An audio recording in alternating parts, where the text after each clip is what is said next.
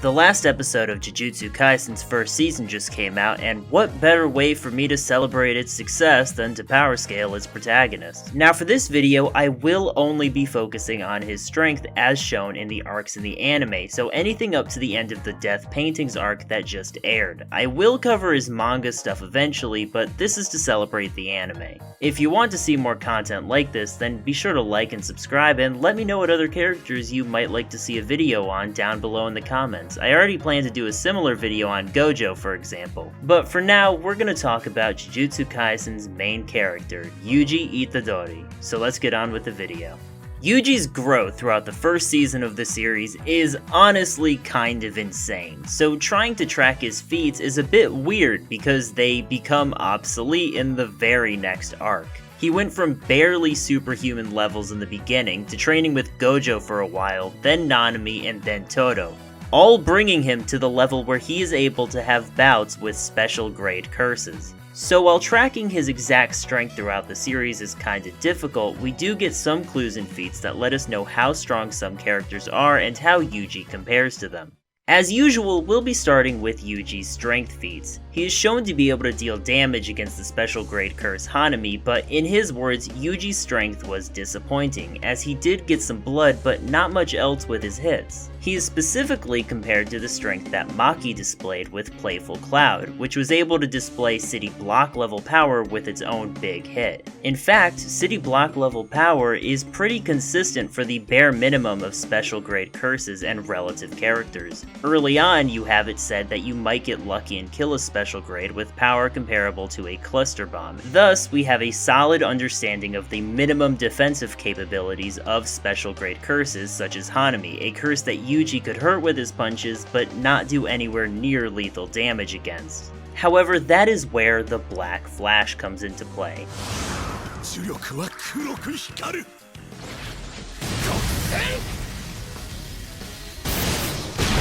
Now, the anime, or at least the subs that I watched, had a vital error. In the anime, it is said that Black Flash's power is equivalent to 2.5 times a normal blow. This is incorrect. In the manga, it specifically states that Black Flash's power is equivalent to a normal hit to the power of 2.5. It is an exponential boost, not a multiplicative. And with Black Flash, Yuji was able to increase his power to the point of completely destroying Hanami's forearm, which completely dwarfs not only his own strength, but also the damage Maki inflicted with Playful Cloud earlier in the fight.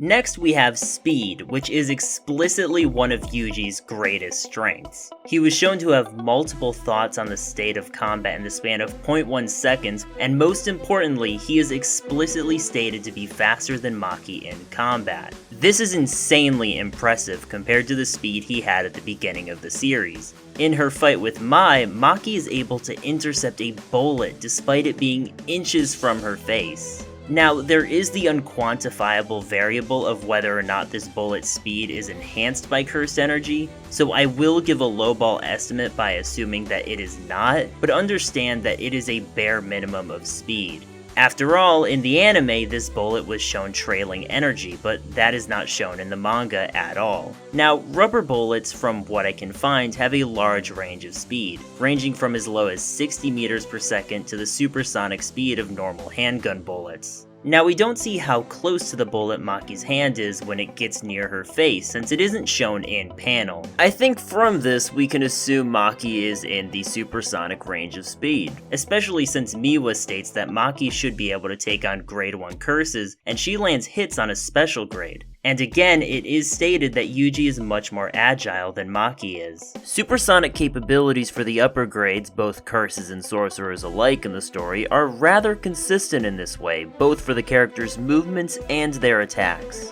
One example of this is Noritoshi hitting Hanami with his blood convergence technique, Piercing Blood. This is described as an attack that is able to reach the speed of sound. We also have the moment where Yuji is running with Nobara and creates a boom behind him. It just seems consistent to say that Yuji is able to move, maneuver, and react at supersonic speeds now that he has reached this echelon of fighting capabilities.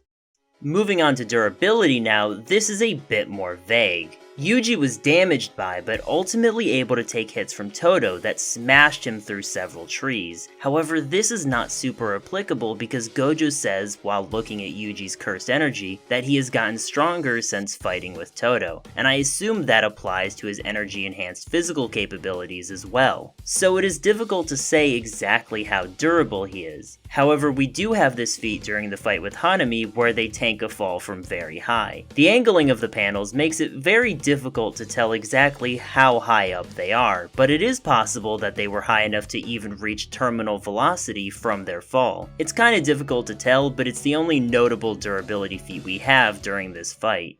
And with all of that information in tow, I think it's time to see what conclusions we can draw. In terms of strength, based on the chart we're given and the only feats displayed that are able to damage special grades on the level of Nanami, we can come to the conclusion that Yuji's striking strength should be around 10 metric tons or higher. And since Black Flash is a normal hit to the power of 2.5, his Black Flash should be at least around 316 tons. In terms of durability, we don't have many great feats since his training with Todo, aside from his big fall. And since it is unclear if he was high enough to reach terminal velocity, I'd give him a durability of maybe 70 tons, probably higher. Although I should mention that it is possible that this falling feat could possibly be an outlier due to the lack of real durability feats at this point in time, because most attacks he can either tank or they just outright kill him. We don't see much of a threshold at this point. As for speed, Yuji is already at the upper level of pure physical speed in Jujutsu Sorcery, which is in the supersonic range of speed on a consistent basis. It's tough to say if his pure movements are supersonic in speed or if he is actually subsonic with supersonic reaction capabilities, but with Maki's bullet catching feat, his own running feat, and the way that piercing blood speed is described as impressive, makes me want to give him the benefit of the doubt, so I will say that Yuji's own combat speed is at least Mach 2.